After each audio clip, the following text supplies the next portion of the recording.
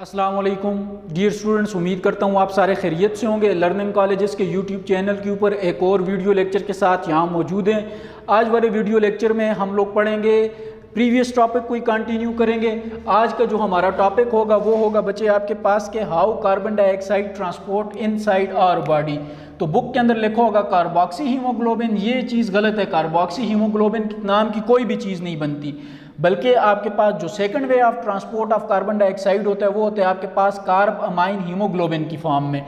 इसके साथ हम लोग जो नेक्स्ट टॉपिक कंटिन्यू करेंगे वो करेंगे बच्चे हीमोग्लोबिन एंड मायोग्लोबिन कि ये क्या चीज़ होती है। और लेक्चर से रिलेटेड जो आपका होमवर्क होगा वो आपको स्क्रीन पे नंबर नज़र आ रहा होगा 0317031649। इसके ऊपर आप अपना होमवर्क भेज देंगे। होमवर्क की आपकी अटेंडेंस होती है, तो होमवर्क और इस टॉपिक से रिलेटेड या इस लेक्चर से रिलेटेड जो भी आपका क्वेश्चन होगा वो आप इसमें भेज देंगे। जैसे हम लोग फ्री होंगे आपके क्वेश्चन का आंसर कर दिया जाएगा या आपको होमवर्क चेक कर दिया जाएगा। तो होमवर्क लेक्चर के आखिर में आपको बताएंगे बच्चे। चलते हैं अपने टॉपिक की तरफ। तो पहली करेक्शन आप बुक में करेंगे कि about 23% of carbon dioxide transported in the form of carb amine haemoglobin. 23% of carbon dioxide जो ट्रांसपोर्ट होती है आपके पास वो किस फॉर्म में होती है बच्चे? इन the form of carb amine haemoglobin, इस फॉर्म में होती है आपके पास। अब कैसे होती है बच्चे आपके पास? वही वाली बुक के अंदर सारी चीज़ ठीक लिखी हुई है, लेकिन जहाँ जहाँ कार्बोक्सी हीमोग्लोबिन उसने लिखा हुआ है उसको हम लोगों ने काटने हैं। अब देखें, about 23% of carbon dioxide is transported in this way. अब किस वे में? इन दिस वे से मुराद क्या चीज़ है? टॉप की तरफ चले जाएं। In the form of carbamino haemoglobin. अब ये जो फॉर्मेशन ऑफ कार्बोमाइन हीमोग्लोबिन होता है CO2Hb, ये इसको रिप्रेजेंटेशन होती है। ये इसका फार्मूला कहीं भी नहीं है, ये इसकी रिप्रेजेंटेशन है। फॉर्मेशन ऑफ कार्बोमाइन हीमोग्लोबिन किसके ऊपर डिपेंड करता है बच्चे? Partial pressure of carbon dioxide के ऊपर डिपेंड करेगा। जिस तरह formation of oxy haemoglobin depend करते हैं पार्शियल प्रेशर ऑफ ऑक्सीजन के ऊपर, similarly formation of carbamino haemoglobin depend करेगा किसके ऊपर? Partial pressure of carbon dioxide के ऊपर डिपेंड करेगा। अब बच्चे देखें बनता कहाँ पे आपके पास? हम लोग सिंपल कहते हैं formation occur when partial pressure of carbon dioxide is higher in tissues. अब यहाँ पे क्वेश्चन ये राइज होता है कि कार्बन डाइऑक्साइड का प्रेशर टिश्यूज के अंदर क्यों होता है? क्योंकि टिश्यूज कंटिन्यूसली करते हैं आपके पास प्रोसेस। कौन सा प्रोसेस करते हैं? Process of cellular respiration. और सेलुलर रिस्पायरेशन का जो एंड प्रोडक्ट होता है वो कौन सा होता है बच्चे? CO2। अब CO2 टिश्यूज के अंदर कंटिन्यूसली प्रोड्यूस होता रहेगा। इसका सिंपल सा मतलब क्या है कि हम लोग कहेंगे जो partial pressure of carbon dioxide है वो टिश्यूज के अंदर ज़्यादा होगा किसके मुकाबले में? यहाँ आगे हम लोग लिख देते हैं एज कंपेयर टू ब्लड। अब देखें, जब किस टाइम बनेगा आपके पास कार्बोमाइन हीमोग्लोबिन? उस टाइम बनेगा जब partial pressure of carbon dioxide tissues के अंदर ज़्यादा होगा एज कंपेयर टू ब्लड। फिर हम लोग कहेंगे फॉर्मेशन। तो फॉर्मेशन कैसे होती है बच्चे आपके पास? अब देखें हीमोग्लोबिन के जब हम लोग बात करते हैं तो हम लोग कहते हैं इसका जो सेंट्रल एटम होता है, सेंट्रल एटम कौन से? आगे हीमोग्लोबिन वाले टॉपिक में ये चीज़ डिटेल से आएगी। आयरन, और इसके साथ कौन से रिंग्स होते हैं आपके पास? Nitrogen ring. तो यहाँ पे देखें हम लोग कहेंगे हीमोग्लोबिन के जब नाइट्रोजन वाले पार्ट के साथ कार्बन डाइऑक्साइड रिएक्ट करेगा तो तब हमारे पास कौन सी चीज़ बनेगी? कार्बोमाइन हीमोग्लोबिन। ये आगे इसका फार्मूला, ये CO2Hb इसकी रिप्रेजेंटेशन है और ये इसका फार्मूला है। फॉर्मेशन कहाँ पे और कैसे होगी आपके पास? मसल्स के अंदर। सिंपल, जब हीमोग्लोबिन का नाइट्रोजन वाला पार्ट किसके साथ रिएक्ट करेगा बच्चे? कार्बन डाइऑक्साइड के साथ, तो आपके पास कौन सी चीज़ बनेगी? Carb amine haemoglobin. और ये जो कार्ब अमाइन हीमोग्लोबिन बनने वाला प्रोसेस होता है ये आपके पास हम लोग कहते हैं रिवर्सेबल प्रोसेस होते हैं। जब टिश्यूज़ के अंदर ये चीज़ बनती है तो फिर लंग्स के अंदर ये वाली चीज़ टूटती भी है। अब देखें, जब ये वाली चीज़ बन जाती है, कार्बोमाइन हीमोग्लोबिन बन जाते हैं, तो ये क्या करते हैं आपके पास? इंक्रीज कर देते हैं। किस चीज़ को इंक्रीज करते हैं? हिंडर को, प्रॉब्लम को इंक्रीज करते हैं कि अब ऑक्सीजन हीमोग्लोबिन के साथ बाइंड नहीं हो सकती। हीमोग्लोबिन के साथ कौन सी चीज़ बाइंड हो जाती है आपके पास? Carbon dioxide. सिमिलरली अब देखें इसकी फॉर्मेशन का मैकेनिज्म सेम है। जिस तरह हीमोग्लोबिन के एक मॉलिक्यूल के साथ 4 आपके पास ऑक्सीजन के एटम्स कंबाइन होते हैं, तो सिमिलरली हम लोग कहते हैं कि 4 कार्बन डाइऑक्साइड के मॉलिक्यूल्स कंबाइन होते हैं विद 1 मॉलिक्यूल, ये विद 1 एटम ऑफ हीमोग्लोबिन। अब देखें इनका वे ऑफ फॉर्मेशन या वे ऑफ अटैचमेंट सेम होते हैं। हीमोग्लोबिन के एक मॉलिक्यूल के साथ कितने ऑक्सीजन के एटम्स कंबाइन होते हैं? 4। तो सिमिलरली कार्बन डाइऑक्साइड के भी जो 4 होंगे वो किसके साथ इंक्रीज होंगे आपके पास, सॉरी किसके साथ कंबाइन होंगे? हीमोग्लोबिन के साथ। अब जैसे जैसे कार्बन डाइऑक्साइड का लेवल इंक्रीज होता जाएगा टिश्यूज़ के अंदर, तो हम लोग कहेंगे उस टाइम जो शख्स होगा उसको क्या करेगा आपके पास, उस टाइम शख्स का जो हीमोग्लोबिन है ये फ्री नहीं होगा। किसके लिए फ्री नहीं होगा? ऑक्सीजन के लिए। तो ऐसे शख्स को कुछ टाइम के लिए सफोकेशन फील करना पड़ सकती है। सफोकेशन से मुराद क्या चीज़ होती है कि उसका कुछ टाइम के लिए जो सांस है ये बंद हो सकते हैं। क्यों? कंटिन्यूसली उसकी बॉडी के अंदर CO2 का लेवल क्या हो रहा है आपके पास, इंक्रीज हो रहा है। जब CO2 का लेवल इंक्रीज हो रहा है तो हम लोग कहेंगे उसका HB फ्री नहीं है। जब HB फ्री नहीं है तो इसका मतलब उसकी बॉडी के अंदर ऑक्सीजन ट्रांसपोर्ट नहीं होगी। अब ये मैकेनिज्म होते हैं आपके पास transport of carbon dioxide in the form of carboxy in the form of carbamino haemoglobin. अब देखें यहाँ पे ये एक MCQ है जो रेड कलर से आपको नजर आ रहा है कि कार्बन डाइऑक्साइड और कार्बन मोनोऑक्साइड का हीमोग्लोबिन के साथ जो अटैचमेंट होती है ये 210 टाइम्स फास्टर होती है या ग्रेटर होती है किसके मुकाबले में, एज कंपेयर टू ऑक्सीजन। अब देखें जब कार्बन डाइऑक्साइड का लेवल टिश्यूज में ज्यादा है, यहां पे आ जाएं, कार्बन डाइऑक्साइड का लेवल जब टिश्यूज में ज्यादा है कौन सी चीज़ बनेगी, कार्बामाइन हीमोग्लोबिन। क्यों कार्बामाइन हीमोग्लोबिन बनेगी? क्योंकि कार्बन डाइऑक्साइड की हीमोग्लोबिन के साथ जो अटैचमेंट होती है ये 210 टाइम्स ग्रेटर है एज कंपेयर टू ऑक्सीजन। कैसे बनेगी? Partial pressure of carbon dioxide के ऊपर डिपेंड करेगा।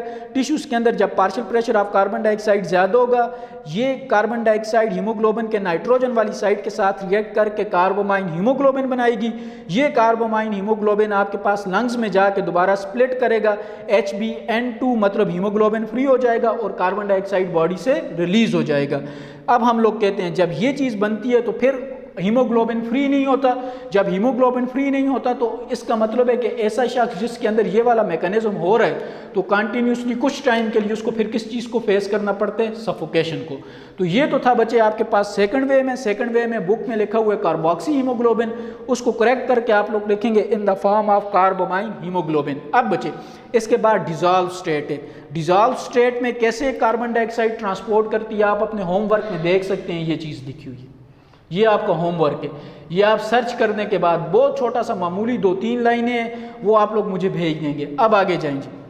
नेक्स्ट टॉपिक जो मैंने आपको बताया था वो है जी रिस्पिरेटरी पिगमेंट्स।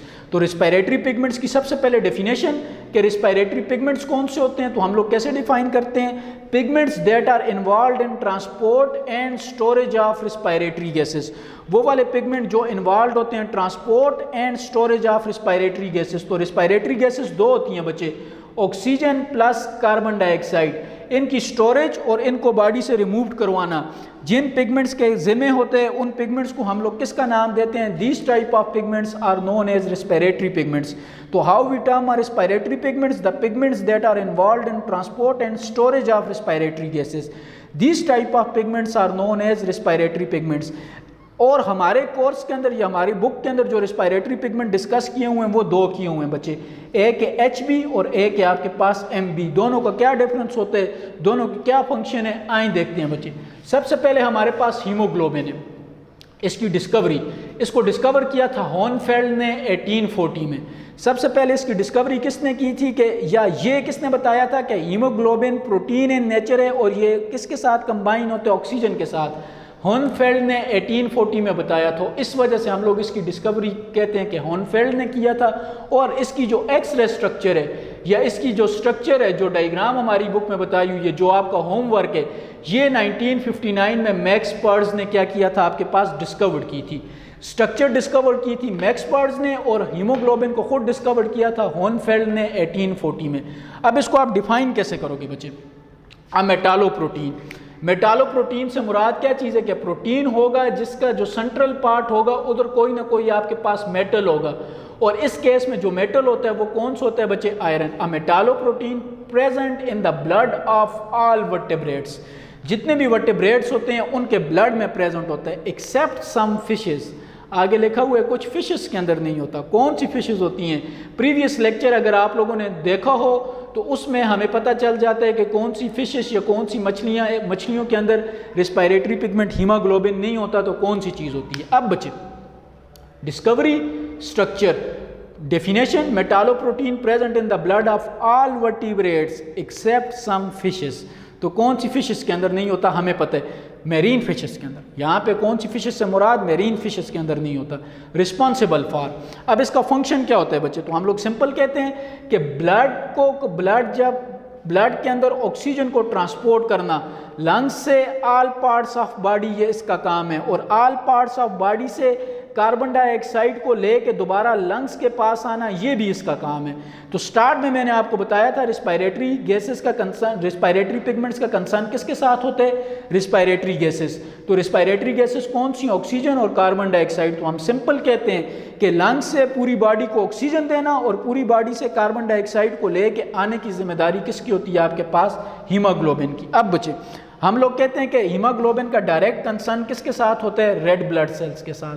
तो यहाँ पे कुछ एमसीक्यूज बन रहे थे जो डिस्कस भी कर लेते हैं टॉपिक में 4 मार्क्स भी हमारे प्रूव्ड हो जाएंगे और एमसीक्यू भी याद हो जाएंगे। हम लोग कहते हैं रेड ब्लड सेल्स का जो 98% मास होते हैं, 96% जो मास होते हैं, इस 96% मास के लिए रिस्पॉन्सिबल होते हैं हीमोग्लोबिन। रेड ब्लड सेल्स के ड्राई वेट के लिए, ड्राई वेट से मुराद कि आप रेड ब्लड सेल्स के अंदर से वाटर या प्लाज्मा को निकाल दें, तो रेड ब्लड सेल्स का जो 96% मास होगा वो किसकी वजह से होगा बच्चे, हीमोग्लोबिन की वजह से। इससे ये चीज़ साबित होती है कि जो रेड कलर ऑफ ब्लड होते हैं ये किसकी वजह से होते हैं, due to presence of respiratory pigment, और वो रिस्पिरेटरी पिगमेंट कौन सा होता है, हीमोग्लोबिन। अब दूसरा बच्चे, रेड ब्लड सेल्स का जो टोटल मास होता है, टोटल मास में इसका ड्राई मास प्लस इसका जो वाटर वाली कंडीशंस होती हैं दोनों होती हैं। तो हम लोग कहते हैं कि रेड ब्लड सेल्स का जो टोटल मास होता है, टोटल मास में जो 35% होगा ये किसको होगा, आपके पास हीमोग्लोबिन का, और जो ड्राई मास होगा, ड्राई मास में से 96% के लिए रिस्पॉन्सिबल होगा हीमोग्लोबिन, और टोटल मास के लिए 35% रिस्पॉन्सिबल होगा कौन सी चीज़, आपके पास हीमोग्लोबिन। इसका मेजर कंसर्न किसके साथ होता है बच्चे, अभी आपको बताया हीमोग्लोबिन का मेजर कंसर्न होता है ऑक्सीजन के साथ, लेकिन ऑक्सीजन के साथ साथ ये आपके पास कार्बन डाइऑक्साइड को भी बॉडी के अंदर ट्रांसपोर्ट करवाते हैं और नाइट्रिक ऑक्साइड को भी क्या करवाते हैं, आपके पास बॉडी के अंदर ट्रांसपोर्ट करवाते हैं। अब स्ट्रक्चर, जब हम लोग इसकी स्ट्रक्चर की हेडिंग देंगे तो हम लोग कहेंगे इसकी क्वाटनरी स्ट्रक्चर है। जब क्वाटनरी स्ट्रक्चर है तो यहाँ पे एक एमसीक्यू भी है आपके पास, अगर ये क्वाटनरी स्ट्रक्चर है तो ये फिर कौन सी टाइप होगी आपके पास, प्रोटीन की कौन सी टाइप होगी। आपने फर्स्ट ईयर में ये चीज़ पढ़ी होगी, फर्स्ट ईयर में जब आप स्ट्रक्चर ऑफ प्रोटीन पढ़ेंगे तो उधर हीमोग्लोबिन एक प्रोटीन की टाइप की एग्जांपल है। कौन सी की है, ये आपका होमवर्क है, ये आप मुझे बताएंगे कि इसकी स्ट्रक्चर अगर क्वाटनरी है तो विच टाइप ऑफ प्रोटीन होगी। ये भी आपके होमवर्क के साथ इसका आंसर भी आएगा। अब जब स्ट्रक्चर की बात करते हैं तो इसके अंदर टोटल नंबर ऑफ जो अमाइनो एसिड्स होते हैं वो होते हैं आपके पास जी 574। 2 चेन्स के अंदर होती हैं, 2 अल्फा चेन्स होती हैं, 2 बीटा चेन्स होती हैं। ये अल्फा और बीटा चेन्स आपस में बाइंड होती हैं, किसकी मदद से बाइंड होती हैं, पेप्टाइड बॉन्ड की मदद से। और 574 अमाइनो एसिड्स होंगे तो टोटल जो आपके पास पेप्टाइड बॉन्ड होंगे वो आपके पास हीमोग्लोबिन के अंदर कितने होंगे, 4 चेन्स हैं। हर चेन में से एक बांड को माइनस कर दें तो आपके पास टोटल जो बांड्स होंगे वो होंगे 570। ये भी एमसीक्यू है। There are total number of amino acid present in the haemoglobin molecules are 574। इनको हम लोग डिवाइड करते हैं 2 अल्फा और 2 बीटा चेन्स के अंदर। ये आपस में कंबाइंड होते हैं पेप्टाइड बॉन्ड की वजह से, और total number of peptide bond जो होते हैं बच्चे वो होते हैं आपके पास 570। फिर हम लोग कहते हैं जो इन्फेंट्स होते हैं, बच्चे दूध पीने वाले बच्चों को इन्फेंट्स कहते हैं, उनके अंदर बीटा चेन्स नहीं होती बल्कि उनके अंदर 2 गैमा चेन्स होती हैं। अल्फा अपनी जगह पे होंगी लेकिन बीटा के बजाय इन्फेंट्स के अंदर कौन सी होंगी आपके पास, गैमा चेन्स। तो एमसीक्यूज आ सकते हैं, in infants the beta chains are replaced by which type of chains, तो गैमा चेन्स हमें पता चल गया। लेकिन जैसे जैसे इन्फेंट्स ग्रो करते हैं इनकी जो गैमा चेन्स होती हैं उनको रिप्लेस करती है कौन सी चेन्स करती हैं आपके पास, बीटा चेन्स। तो ये चीज़ याद रखनी है। ये चीज़ बताने का मकसद ये है कि आपके ये एमसीक्यूज क्लियर हों। ये तो आपको खैर फर्स्ट ईयर और 9th-10th पे आप लोग वाकफ़ हो जाते हैं, लेकिन ये चीज़ें इसलिए आपको बताई हैं कि आपके ये जो एमसीक्यूज हैं इनका स्केच क्लियर हो जाए। अब हीमोग्लोबिन का सेंट्रल एटम कौन से? आयरन। आयरन के साथ कितने नाइट्रोजन के रिंग्स आपको नजर आ रहे हैं? 4 रिंग्स। तो हम लोग कहते हैं सेंट्रल रिंग प्रोपीन रिंग्स, इसके अंदर इसके साथ आपके पास 4 प्रोपाइल रोल या प्रोपाइल रिंग्स अटैच्ड होते हैं। ये 4 रिंग्स आपके पास किस चीज़ के होते हैं? नाइट्रोजन के। और ये नाइट्रोजन वाले जो रिंग्स होते हैं ये आगे फर्दर अटैच्ड होते हैं, किसकी मदद से अटैच्ड होते हैं? With methane bridges. तो हम लोग सिंपल कहते हैं, ये देखें central atom is iron, iron के साथ 4 मालिक्यूल्स अटैच्ड होंगे, ये 4 रिंग्स अटैच्ड होंगे, उनको कहेंगे प्रोपाइल रिंग्स। और ये प्रोपाइल रिंग्स आगे अटैच्ड होंगे किसके साथ? मिथाइल ब्रिजेस के साथ। तो ये आपके पास स्ट्रक्चर होती है किस चीज़ की जी? हीमोग्लोबिन की। तो क्या स्ट्रक्चर है? सेंट्रल एटम कौन से बचे? आयरन। आयरन के साथ कितने नाइट्रोजन के रिंग्स अटैच्ड हैं आपके पास? 4। तो सेंट्रल एटम के साथ 4 नाइट्रोजन के जो रिंग्स होंगे उनको कहेंगे प्रोपाइल मॉलिक्यूल्स और प्रोपाइल रिंग्स। इन रिंग्स के आगे फर्दर ब्रांचेस होंगे या ब्रिजेस होंगे, किसके साथ होंगे बच्चे? मीथेन के साथ। इस वजह से हम लोग कहेंगे iron central atom is attached with 4 nitrogen rings which are further linked by methane bridges. अब बच्चे ये चीज़ होगी। अब यहाँ पे आपने वो चीज़ लिखनी है जो एक्स्ट्रा इन्फॉर्मेशन के तौर पे होगी। ये किसी MCQs की बुक में ये कभी आपसे पूछ सकते हैं कि ब्लड की ऑक्सीजनेशन को मेजर करने का, ब्लड की जो ऑक्सीजनेशन होती है, ऑक्सीजनेशन, इसको मेजर करने का जो इंस्ट्रूमेंट होता है इसको कहते हैं पल्स ऑक्सीयोमीटर। तो ब्लड की ऑक्सीजनेशन चेक करने का इंस्ट्रूमेंट आ गया आपके पास पल्स ऑक्सीयोमीटर। इसमें हम लोग देखें अगर ब्लड के पास HP होगी या आपके पास HP विद ऑक्सीजन होगी, हम लोग सिंपल कहते हैं ब्लड के पास ऑक्सीजन होगी, तो तब ये आपको जो रीडिंग देगा वो देगा 660 नैनोमीटर वाली। और जब इसके पास ब्लड के पास या हीमोग्लोबिन के पास ऑक्सीजन नहीं होगी तब इससे जो वेवलेंथ एमिट्स होंगी वो होंगी आपके पास 940 नैनोमीटर वाली।